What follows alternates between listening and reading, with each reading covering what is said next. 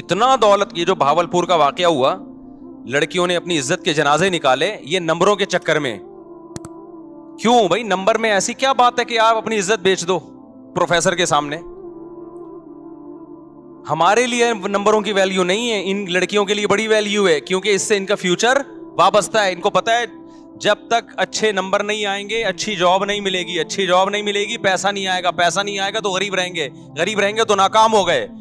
تو جب ناکامی غربت میں سمجھ لی گئی ہے تو وہ عزت بیچنے کے لیے بھی تیار ہے. ان کے لیے کوئی بڑا مسئلہ نہیں ہے یہ. وہ دوسرے کی جنسی تسکین کے لیے بھی تیار ہے, بس پکڑے نہ جائے, پتہ نہ چلے, چھپ کے سب کچھ ہو سکتا ہے. یہ ہماری یونیورسٹیوں نے ذہن بنایا ہے لوگوں کا کہ پیسہ ہی سب کچھ ہے. خدا کا خوف, اللہ, آخرت یہ یونیورسٹیوں کے ٹاپک ہی نہیں ہے. نہیں یہی بات میرا خیال ہے. مجھے بہت لوگوں نے کہا بھاولپور یونیورسٹی میں ایسا ہوا بیان دیں. میں نے کہا کیا بیان دیں؟ ایک یونیورسٹی میں ہو رہا ہو تو ہم بیان دیں نا. تو پتہ نہیں کہاں کیا کیا ہو رہا ہے یونیورسٹیوں میں, تو بہت کچھ ہو رہا ہے. جب آپ نے دماغ یہ بنا دیا لڑکیوں کا کمپٹیشن, نمبر, ترقی ترقی ترقی ترقی بس, تو اس کا رزلٹ تو یہی نکلے گا. یورپ میں تو اس سے بھی آگے ہوتا ہے, آپ کیا سمجھ رہے ہو؟ ان کے لیے تو یہ چھوٹے چھوٹے مسائل ہیں, ان کے لیے تو یہ مسئلہ ہی نہیں ہے نا. اگر ان کو اس پہ وہ تو کہتے ہیں یہ تو پتہ نہیں چھچوری باتیں, یہ پاکستانی لوگ اس طرح کی باتیں کر کے ڈپریشن میں جاتے ہیں. ان کے لیے تو یہ بہت چھوٹے مسائل ہیں. تو وہ تو اگر مرضی سے ہو رہا ہے وہ تو پھر سب کچھ جائز ہے ان کے یہاں. تو جب آپ نے ہر چیز, دولت کو, پیسے کو, عزت کو, شہرت کو, اور وہ نمبروں سے ہی ہو رہی ہے. ایک یونیورسٹی کے طالب علم یا طالبہ کے لیے سب سے زیادہ ویلیو کس کی ہے؟ نمبروں کی ہے. تو نمبر اس کو مل رہے ہیں تو آخرت کا کہاں سے خوف ہوگا اس کے دل میں؟ وہ تو کہیں گے ہم ناکام ہیں اگر ہمیں نمبر نہیں ملے. تو میں بتا رہا تھا وہ کروڑپتی تاجر آئے ہمارے یہاں, استاد سے ملے, انہوں نے بتایا کہ میں اس قدر ڈپریشن میں ہوں کہ بتا نہیں سکتا. انہوں نے کہا میں نے ساری زندگی بیوی کو اچھا کھلایا, اولاد کو اچھا کھلایا, اب تنہائی میں سسکیاں لے رہا ہوں, کھانستا ہوں تو کوئی پانی کا پوچھنے والا نہیں ہے. سمجھ میں آ رہی ہے بات کہ نہیں آ رہی ہے؟ کھانستا ہوں نا, کوئی بیٹے کو یہ توفیق نہیں ملتی کہ پوچھ لے ابا پانی تو نہیں چاہیے. حالانکہ اس کے احسانات اپنی بیوی بچوں پہ ایک غریب آدمی سے کئی گنا زیادہ ہیں. لیکن بیوی کو پیسہ کھلا کھلا کے پیسے کا ہوس دل میں ڈال دی. اتنا پیسہ ملا بیوی کو کہ وہ سمجھنے لگی کہ دنیا میں سب کچھ کیا ہوتا ہے؟ پیسہ. خواہشات پوری ہو رہی ہیں نا. بچے بھی ایک آدھ بچے زیادہ پیدا نہیں کیے تاکہ ان کو زیادہ پیسہ کھلاؤں میں, تو بچے بھی ایک آدھ ہیں. اب وہ ایک ہی, جب وہ بھی پیسے کا مریض ہے, اس کو پتا ہے میرے باپ نے نسل کیوں روکی ہے؟ پیسہ بچانے کے لیے. تو پیسہ بچانا اصل مقصد کائنات ہے, لہذا ہم بھی کیا کریں گے؟ پیسہ بچائیں گے. تو پیسہ تو بھائی اولاد پہ خرچ کرو تو بھی کم ہوتا ہے, باپ پہ خرچ کرو تو بھی کم ہوتا ہے. نہیں یاری کھوپڑی شریف میں بات. بھائی جب بچے روکے جائیں گے اس لیے کہ اولاد زیادہ ہوگی تو ان پہ خرچ ہوگا, جب خرچ ہوگا تو پیسے کم ہو جائیں گے. تو وہی فلسفہ تو ابا پہ بھی آتا ہے نا صادق. تو پھر ابا پہ بھی خرچ کرنے سے کم ہوتے ہیں تو بیٹے پہ خرچ کرنے سے بھی کم ہوتے ہیں, تو نسل روکو. تو جب یہ دماغ شریف میں بیٹھ گیا کہ پیسہ جتنا روکا جائے گا بڑھے گا, تو بھائی پھر تو غریب پہ خرچ کرو یا ابا پہ خرچ کرو, کم تو دونوں صورتوں میں ہو رہا ہے. کیوں نہیں سمجھ میں آ رہی؟ کاش میں کسی طرح نہ اپنی باتیں کھوپڑیوں میں ڈال دوں, مجھے سمجھ میں نہیں آتا میں سمجھاؤں کیسے. ایک ہی ٹاپک کو میں 20 سال سے چیخ رہا ہوں لیکن لوگ سمجھ نہیں پا رہے, یا میرے اندر طاقت نہیں ہے سمجھانے کی.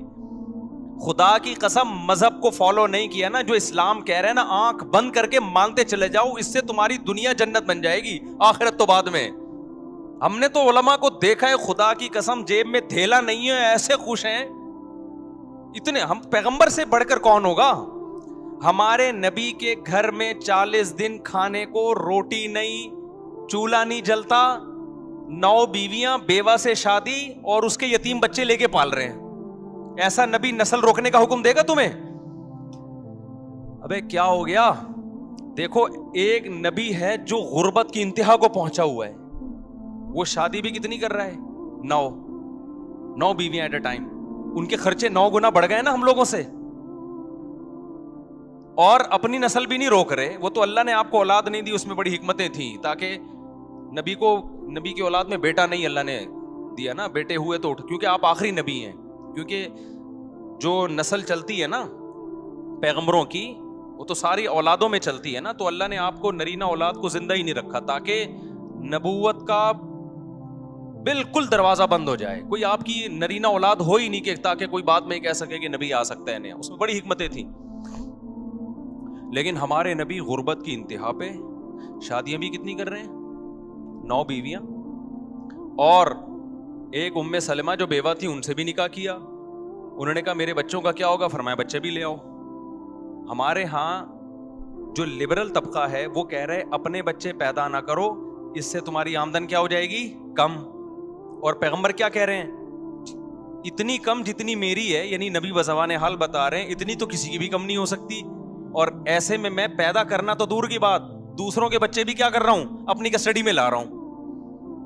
تو اسلام اور یہ لبرل لوگوں کے نظریات 180 ڈگری پہ ہے کہ نہیں ہے؟ مجھے یہ بتاؤ خالی.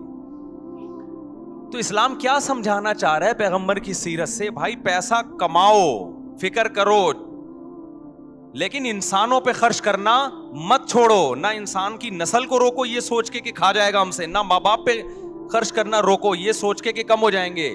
بلکہ نبی نے فرمایا صدقہ کرنے سے مال کم نہیں ہوتا بلکہ بڑھتا ہے. اوپر والا ہاتھ اللہ کو نیچے والے ہاتھ سے زیادہ محبوب ہے. اس لیے مسلمان, ہم نے علماء کو دیکھے ایک دھیلا بھی جیب میں نہیں ہے, ٹینشن میں پھر بھی نہیں ہے, خرچ پھر بھی کر رہے ہیں. ہمارے نبی تو غریب آتا تھا ادھار لے کے دے دیتے اس کو. کتنے صحابہ ایسے ہیں کہ شہادت کے وقت پتہ چلا کروڑوں روپے قرضہ تھا ان کے اوپر.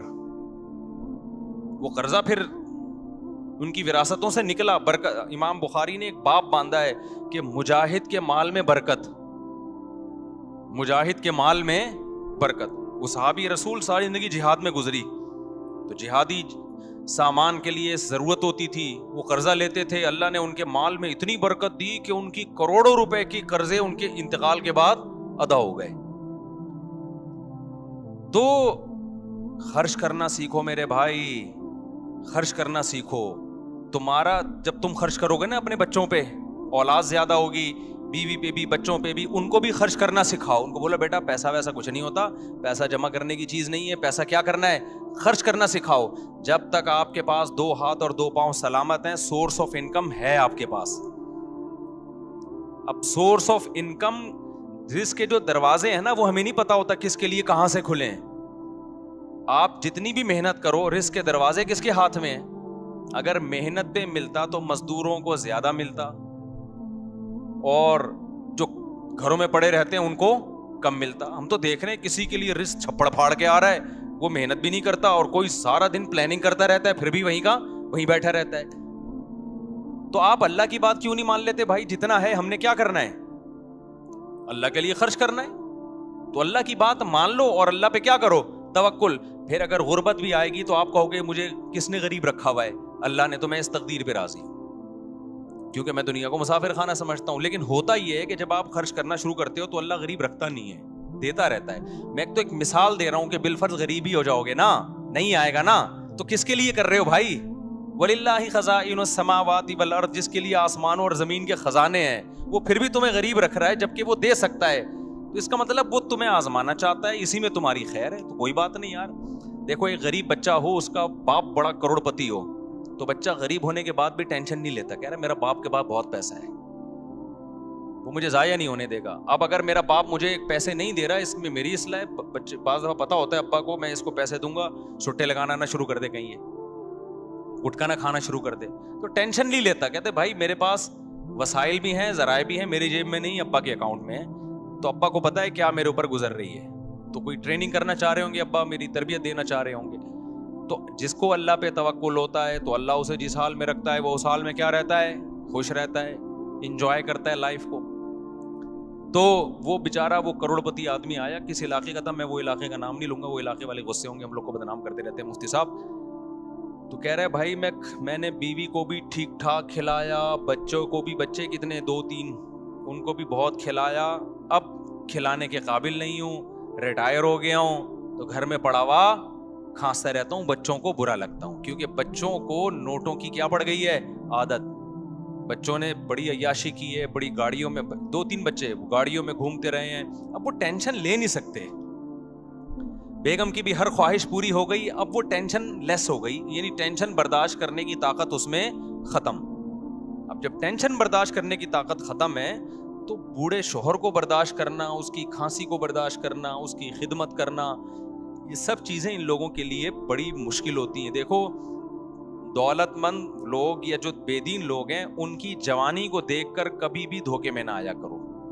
یہ تھوڑے دن کا ان کے مزے ہوتے ہیں, اس کے بعد جب ان کی عمر بڑھنے لگتی ہے ان میں آپس میں ریلیشن نام کی کوئی چیز نہیں ہوتی, ان میں ریلیشن بالکل نہیں ہوتا, ہوس ہوتی ہے بس ہوس. تو اور ہم نے غریبوں میں دیکھے 10 سال ہو گئے باپ کو کومے میں گیا ہوا ہے, بیٹا باپ کی چارپائی نہیں چھوڑتا کہ ابا کو کس وقت کس چیز کی ضرورت پڑ جائے گی, کہیں جاتا ہے تو دوسرے بندے کو کھڑا کر کے جاتا ہے. یہ جو یورپ میں معذوروں کی اتنی خدمت ہوتی ہے نا, گورنمنٹ پیسے دے رہی ہوتی ہے, ہر معذور کو 2 بندے دیے ہوئے ہوتے ہیں, ہم بڑی تعریف کرتے ہیں کتنی اچھی سوسائٹی ہے یار, وہاں ہر معذور کو 12 گھنٹے کی ڈیوٹی سے گورنمنٹ بندہ دیتی ہے. گورنمنٹ اگر وہاں لوگوں کو بندے نہ دے تو معذور روڈ پہ پڑے ہوئے ہوں وہاں پہ. سگا بھائی بھی اپنے لنگڑے بھائی کو گھر میں رکھنے کے لیے تیار نہ ہو, گورے کے پاس ٹائم نہیں ہے اپنے باپ کو اپنے گھر میں رکھے, وہ اپنے بھائی کو کہاں سے رکھے گا؟ بھائی میں سمجھا پا رہا ہوں اپنی بات. لوگ بڑی تعریف کرتے ہیں نا, ایکچولی وہ ملکوں میں کتنی آرگنائزڈ کنٹری ہیں, مجھے سامنے کے لیے بہت پھینک رہے ہوتے ہیں, وہ کبھی بھی متاثر نہیں ہوتا, اللہ کا بڑا فضل ہے. میں کہتا ہوں ہم لوگ لنگڑے لولے ان سے زیادہ اچھے ہیں. یہاں معذور بھائی ہوتا ہے, دوسرا بھائی اس کے لیے بھیک مانگ رہا ہوتا ہے بیچارہ, ساری زندگی اس کے لیے رو رہا ہوتا ہے. انسانیت یہاں ملے گی آپ کو, وہاں نہیں ہے. وہاں انسانیت کے باتیں ہیں, دعوے ہیں, تھوڑی بہت مل جائے گی تھینک یو وینک یو, بس اس سے زیادہ نہیں ہے. یہ بچہ آیا کہاں سے آیا؟ مجھے تو لگ رہا ہے مریخ سے آئے گی, دیکھو باہر سے آئے گی. تو انسانیت جتنی یہاں ہے وہاں نہیں ہے. تو وہ جو معذور ہے نا, ایک اپاہج ہو گیا, معذور ہو گیا, گورے کے پاس ٹائم تھوڑی ہے اپنے بھائی کی 12 گھنٹے خدمت کرے. وہ کہہ گیا ایکچولی ترقی کرنی ہے, میں نے پیسہ کمانا ہے, میں کیوں آدھا 12 گھنٹے اس کی خدمت کر کے جنت کماؤں؟ وہ جنت کو مانتا ہی نہیں ہے. اور میں نے یہاں لوگ دیکھے ہیں 10 سال سے باپ کومے میں پڑا ہوا ہے, بیٹا خدمت میں لگا رہتا ہے, کہیں باہر جاتا ہے دوسرا بھائی, وہ جاتا ہے تیسرا بھائی, چھوڑتے نہیں اپنے باپ کو. کافروں کا تو کوئی بھروسہ نہیں ہے, چپکے سے موت کا ٹیکا لگا دیں کہ یار یہ ٹینشن. میں نے ایسے بڑے واقعات سنے ہیں. ایک جگہ میرا جانا ہوا, میں علاقوں کے نام نہیں بتاتا, پھر وہ لوگ غصہ کرتے ہیں, کہ وہاں لوگوں نے بتایا کہ ہمارے علاقوں میں ایسا ہوتا ہے غیر مسلموں کے یہاں, کہ باپ بوڑھا ہے, وہ عمر زیادہ ہو گئی, کھانستا رہتا ہے, تو چپکے سے ڈاکٹر کو پیسے کھلائے, بھائی اس کو ٹیکا شیکا لگا کے مارو اس کو, کیونکہ کسی کام کا نہیں ہے. بہت ہوتے ہیں ایسے کیسز. اماں بوڑھی ہو گئی, کسی کام کی نہیں ہے, بھائی ٹیکا شیکا لگا کے اس کو چلتا کرو آگے, بستر پہ پڑی بھی اور کوئی کام تو ہے نہیں. کیونکہ جب ان کے یہاں ترقی سب کچھ ہے تو پھر یہ تو سب بوجھ لگیں گے نا سوسائٹی کو. یہ تو گورنمنٹ نے کچھ قوانین سازی کی ہوئی ہے, ورنہ بڈھوں کا کوئی حال نہیں تھا وہاں پہ. دیکھو ضرورت ایجاد کی ماں ہے, یہ سنا ہے نا. وہاں یہ ضرورت تھی کہ بوڑھوں کے لیے اولڈ ہاؤس بنے, معذوروں کے لیے قانون سازی ہو. ضرورت کیوں تھی؟ وہ اپنے سگے بھائیوں بہنوں کو گھر میں رکھنے کے لیے تیار نہیں ہے. اتنا تو کر لیں گے, بوڑھے کو روڈ پار کرا دیا. یہ ہمیں نظر آتا ہے ان ملکوں میں کہ نابینا ہے تو کسی نے روڈ پار کرا دیا, بس 2-4 حد تک. اس سے آگے اتنی ٹینشن نہیں لے گا کہ گھر میں ماں نابینا ہے تو اس کی بیٹھ کے خدمت کر رہی ہے اولاد, باپ نابینا ہے تو اس کی بیٹھ کے.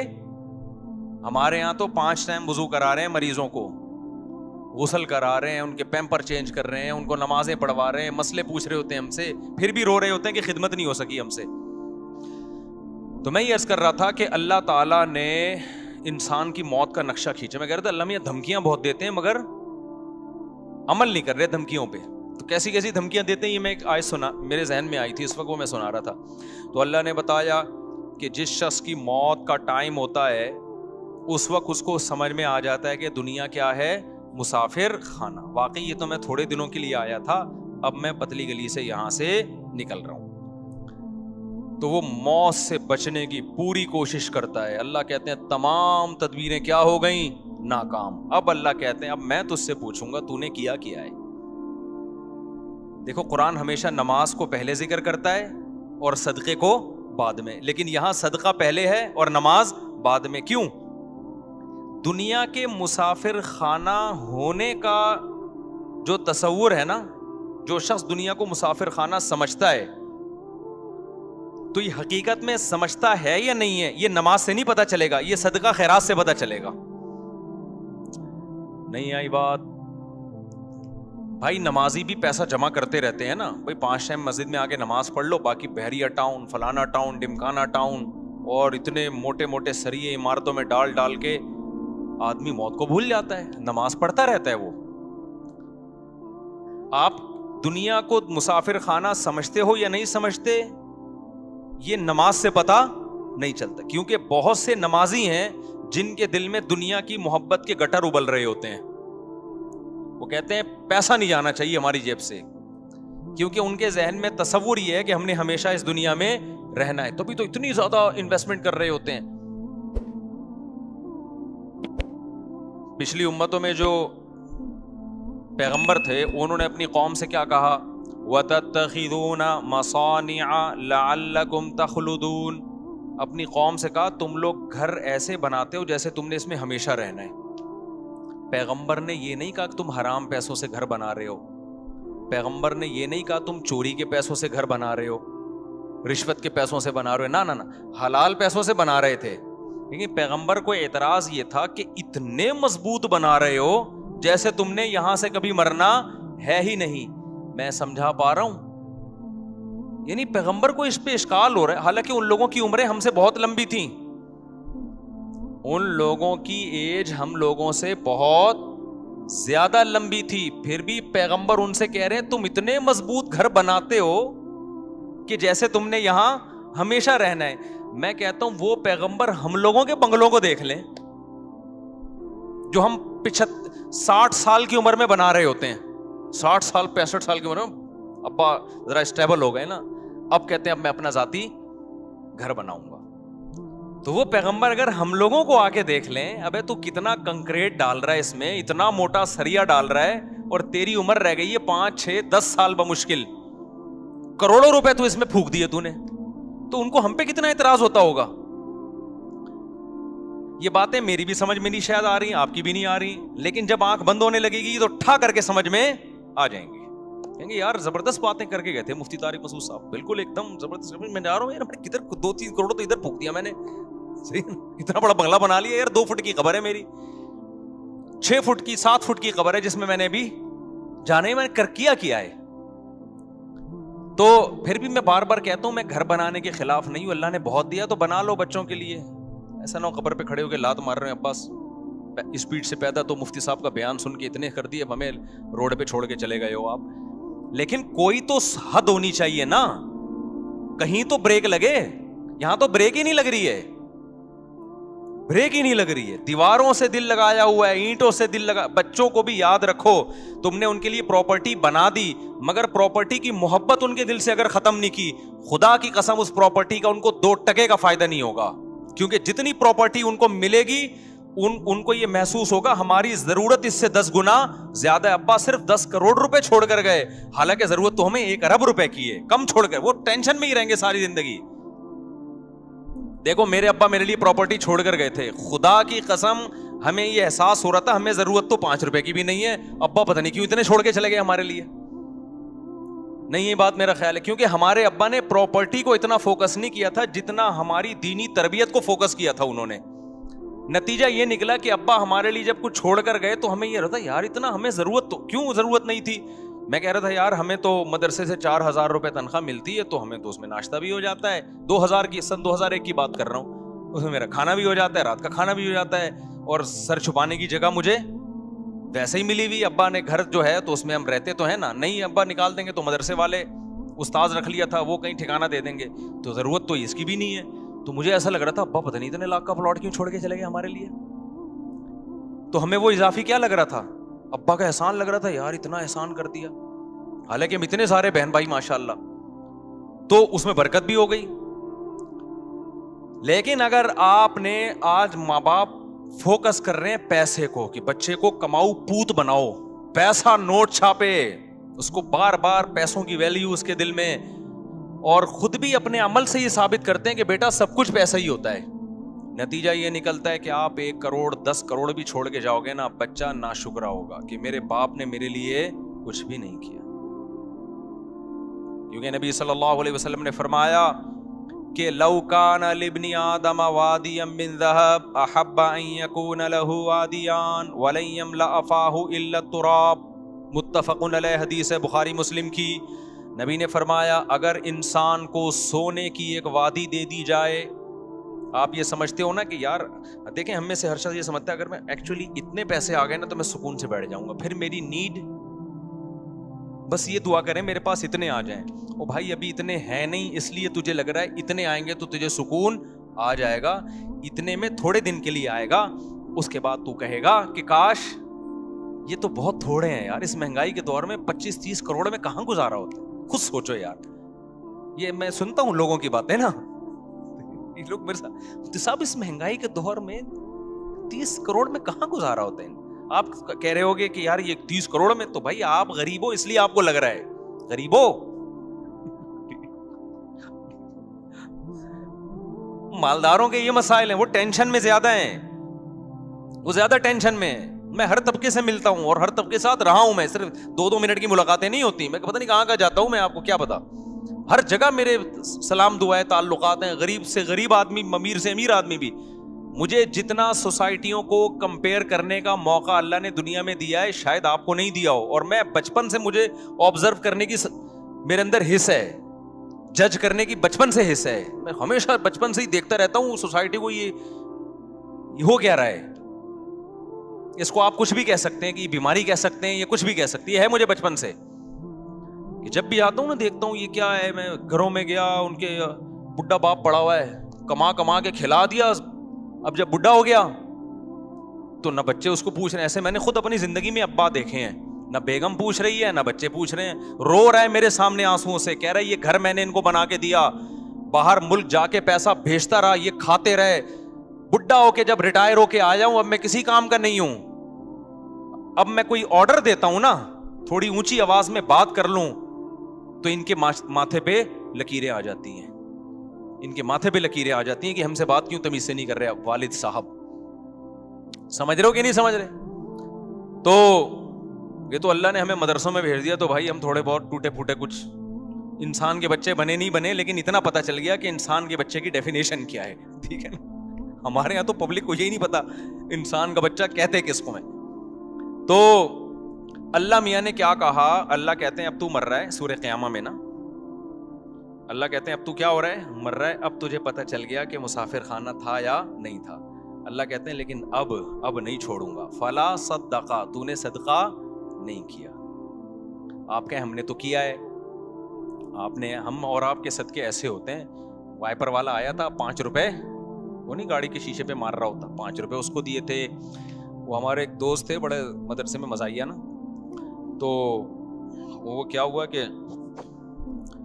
ایک بڑی شخصیت کا انتقال ہو گیا، اب لوگ ان کے بارے میں تبصرہ کر رہے کہ کوئی کہہ رہا ہے نیک آدمی تھے، کوئی کہہ رہا ہے نہیں برے آدمی تھے، کوئی ایسے کوئی سیلیبریٹی تھی جس کا انتقال ہو گیا نا، تو ہمارے مدرسے میں کہا نہیں بہت نیک تھے، ایک طالب علم نے کہا بہت نیک تھی، ایک دن میں نے ان کو ٹوپی پہنے ہوئے دیکھا تھا، وہ بہت نیک تھے، ایک دن میں نے ان کو ٹوپی پہنے ہوئے دیکھا تھا۔ تو ہماری نیکی بھائی یہی ہے کہ ایک دن ہم ٹوپی پہن لیتے ہیں، ایک دن ہم نے 5 روپے کسی کو دے دیے، 10 روپے اس کو دے دیے، ٹھیک ہے، نہ ہونے سے یہ بھی بہتر ہے، اتقوا النار ولو بشق تمرہ، حدیث میں آتا ہے آدھی کھجور صدقہ کر سکتے وہ بھی کرو، لیکن اس سے یہ ثابت نہیں ہوتا کہ آپ دنیا کو کیا سمجھتے ہو، مسافر خانہ۔ مسافر خانہ ہونے کا جب پتہ چلتا ہے جب روکھڑا جب آپ کی جیب سے نکلے تو تھوڑا سا دل پہ آپ کے آرے چلیں کہ یہ کیا ہو گیا یار، یہ تو سچی مچی کا اللہ پہ ایمان لے آیا میں، ہیں جس کا سچی مچی کا ایمان ہوتا ہے وہی بڑا کچھ کوئی ایسا خرچ کرتا ہے جو جس کو خرچ کرنا کہتے، جو صحابہ کرتے تھے۔ قرآن کی آیت نازل ہوئی لن تنالوا البر حتی تنفقوا مما تحبون، محبوب چیز جب سے صدقہ نہیں کرو گے نیکی کی حقیقت تک نہیں پہنچ سکتے۔ صحابی آئے یا رسول اللہ میری محبوب چیز تو میرا باغ ہے جو میرا سورس آف انکم ہے، تو اللہ کہہ رہے ہیں محبوب چیز صدقہ کرو، یہ سارا میں نے صدقہ کر دیا۔ یار کتنا جگرا چاہیے، میں نہیں کہہ رہا آپ لوگ یہ کام کریں کیونکہ کل گھر میں فاقہ پڑا تو بڑی مصیبت ہو جائے گی، لیکن صحابہ اس کا مطلب بھائی وہ ایک یتیم پہ ایمان لے کر آ رہے ہیں نبی صلی اللہ علیہ وسلم پر، اور آپ نے نہ ان لوگوں نے نہ جنت دیکھی نہ جہنم دیکھی۔ دیکھو مذہب کو سب لوگ فالو کرتے ہیں, ہر شخص اپنے مسلک کو, اپنے مذہب کو کسی نہ کسی, ہندو بھی فالو کرتا ہے, وہ بھی ہولی تو منا ہی لیتا ہے نا, لیکن یہ فالو وہ فالو نہیں ہے جس میں یوں کہیں کہ اس کو مذہب کے سچے ہونے کا یقین ہے.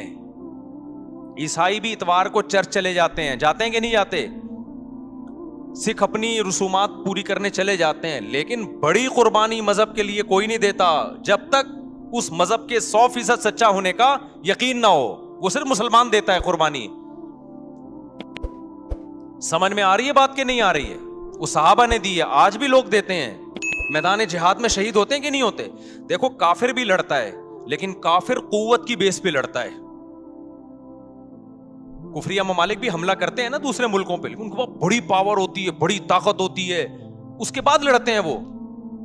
اگر ان کو یقین ہو جائے نا کہ ہماری کسی فوجی کو 100% یقین ہو جائے نا کہ اس جنگ میں لازمی مروں گا, کبھی بھی نہیں لڑے گا, وہ بھاگ جائے گا, کہے گا میں پاگل ہوں, میں لڑکے میں نے ملے گا کیا, وہ کہہ رہا آپ الاؤنس ملے گا, تو کہہ رہا مجھے تھوڑی ملے گا الاؤنس. وہ تو یقین نہیں ہوتا, لڑ رہے ہوتے ہیں تو مارے بھی جاتے ہیں وہ.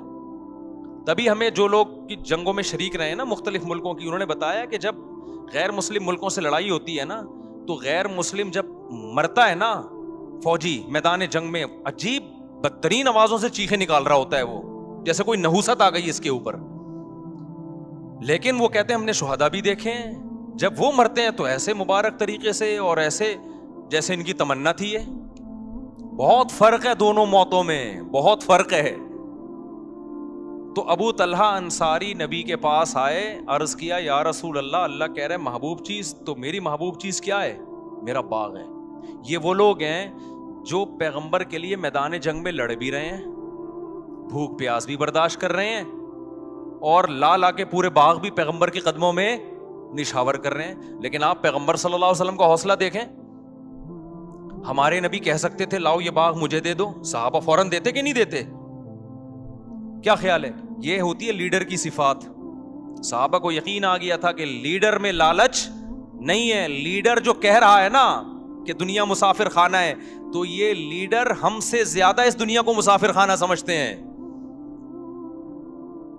سمجھتے ہو کہ نہیں سمجھتے؟ آج موٹیویشنل اسپیکروں کی تقریریں دیکھو, تقریریں آپ دیکھو گے نا ایسا لگے گا وہی کسی نے بڑا زبردست پوسٹ چلائی نا کسی موٹیویشنل اسپیکر کی کہ پیسہ ہی دنیا میں سب کچھ نہیں ہوتا, نیچے لکھا ہوا تھا یہ بات بتانے کے 1 لاکھ روپے لیتا ہے. پیسہ ہی دنیا میں. میں سارے موٹیویشنل اسپیکر کی بات نہیں کر رہا, میں کسی پہ طنز نہیں کر رہا, لیکن بہت سے خالی خلی, انگریز کے پاس بھی خالی خلی دعوے ہیں. کتنے انگریز ایسے ہیں جو لوگوں کو ڈپریشن سے نکالنے کی ترغیبات دیتے تھے, خود ڈپریشن میں ہی مرے ہیں جا کے وہ. مجھے تو خود نفسیاتی ڈاکٹر, 2 ڈاکٹروں کے کیس تو میرے پاس آ چکے ہیں, نفسیاتی ڈاکٹروں کے, جو لوگوں کو ڈپریشن سے نکالتے تھے اور ڈپریشن میں ان کی موت ہوئی ہے. ایک کی تو موت نہیں ہوئی, بچے میں اللہ ان کو شفا عطا فرمائے. لوگوں کو نا ترغیب کہ ایکچولی کاؤنسلنگ یوں وہ, اور خود تھوڑی سی ٹینشن آئی تو ایسے ڈپریشن میں خود بھی بیچارے کا وہ دماغی وہ ہو گیا. تو بھائی آپ یہ خالی خلی چیزیں ہیں, جب تک اللہ پہ ایمان نہیں ہوگا, توکل نہیں ہوگا کہ جو کچھ ہے کون ہے؟ اللہ ہے. جانا کس کے پاس ہے؟ اللہ کے پاس جانا ہے. ہمیں کوئی مصیبت پہنچی وہ بھی اللہ نے پہنچائی, صبر کریں گے اجر دے گا, اصل منزل آخرت ہے. یہ تصور جب تک نہیں آئے گا, ڈپریشن کا علاج گیا خود ہی بھیج دیا کرو, ہو ہی نہیں سکتا علاج. خودکشیاں بھی ہوں گی. ابھی وہ پنجاب کی کوئی ویڈیو تھی, پتہ نہیں کہاں کی, کہ خاتون نے غربت سے تنگ آ کے اپنے بچے کو مار دیا, خود بھی مر گئی ہے, پتہ نہیں کیا کیا, اللہ کرے خود بھی مر گئی ہو. جب بچے کو مارا ہے, قتل کیا, تو خود بھی ایسے لوگ مر جائیں تو اچھا ہوتا ہے. تو لوگ کہہ رہے ہیں یہ حکومت کو دیکھو مہنگائی پہ کنٹرول نہیں کر رہی, لوگ مر رہے ہیں. میں نے کہا حکومت کو برا بلا کہنے کا یہ موقع نہیں ہے. حکومت غلط کر رہی ہے, مہنگائی پہ کنٹرول نہیں کر رہی وغیرہ وغیرہ, لیکن کوئی خودکشی کرتا ہے نا, اس موقع پہ حکومت کو برا بلا مت کہو, اس موقع پہ نہیں کہو. یہ موقع اس خودکشی کرنے والے کو برا بلا کہنے کا ہے. تم سے 2 ٹائم کی بھوک برداشت نہیں ہوئی, ذرا سی ٹینشن. آج دیکھو شہروں میں کوئی بھوک سے مرتا نہیں ہے. میں نے دیکھا ہے کتنی بھی بھوک ہو نا, آپ بھیک مانگو, لوگ روٹی کھلا ہی دیتے ہیں. ہوٹل میں جاؤ 10 آدمیوں سے مانگو کہ ایک تو کھلا ہی دے گا, اتنا جلدی لوگ بھوک سے مرنے نہیں دیتے. ساری ہوس ہے, ہوس, زیادہ سے زیادہ چاہیے, یہ بھی چاہیے, وہ بھی چاہیے, یہ بھی چاہیے, وہ بھی چاہیے. جب نہیں ملتا تو پھر کس میں آتے ہیں؟ ٹینشن میں. ہمارے یہاں کے واقعات ہیں. میں جب نیا نیا امامت کے لیے آیا, بندے میرے پاس آئے, مفتی صاحب گھر میں یہ مسائل. میرے پاس لوگ بیچ دیتے ہیں اعتماد کر کے, بہت سارے لوگ زکوٰۃ مجھے دے دیتے ہیں اپنی, کہ آپ کو کوئی مستحق ملے تو دے دینا, صدقہ خیرات وغیرہ دے دیتے ہیں. تو میرے پاس اماؤنٹ پڑی ہوئی تھی. مفتی صاحب میں یوں ٹینشن میں, یوں پریشان, مجھے لگا بیچارہ بڑی ٹینشن میں ہے. میں نے اس کے ساتھ کچھ مدد کر لی. پھر دوبارہ آیا تھوڑے دن میں, یار یہ ٹینشن. میں نے کہا یار آپ کو اس وقت تو اور ٹائپ کی ٹینشن تھی, ابھی کیا ٹینشن ہے؟ کہہ رہے ہیں بچوں کی اسکول کی فیسیں نہیں افورڈ کر پا رہا ہوں میں نے کہا تو نکال لو بچوں کو اسکول سے. مفتی صاحب کیا بات کر رہے ہو, بچوں کو پڑھاؤں نہیں میں نے کہا نہیں پڑھاؤ. میں نے کہا بھیک مانگ مانگ کے بچوں کو پڑھانا, ان کو بھی بھیکاری بنانا, اس سے بہتر ہے سر اٹھا کے جیے اور کدال چلائے ٹماٹر بیچے.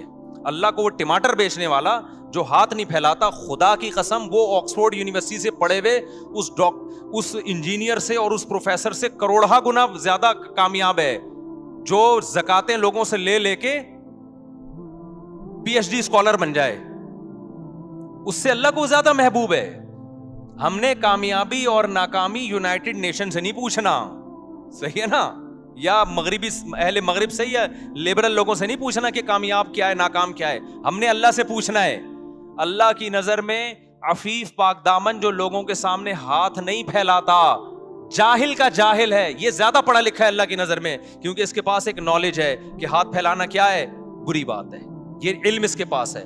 اور جس نے بھیک جمع کر کر کے پڑھ لکھ کے بڑا آدمی بن گیا, اس کے پاس ساری نالج ہے, لیکن اچھا انسان بننے کے لیے جو نالج چاہیے وہ یہ کہ لوگوں کے سامنے ہاتھ پھیلانے والا اللہ کو بالکل بھی پسند نہیں ہے. یہ والی نالج اس کے پاس نہیں ہے. تو انسان بننے کے لیے انسانیت والی نالج زیادہ ضروری ہے بنسبت ٹیکنالوجی کی نالج سے.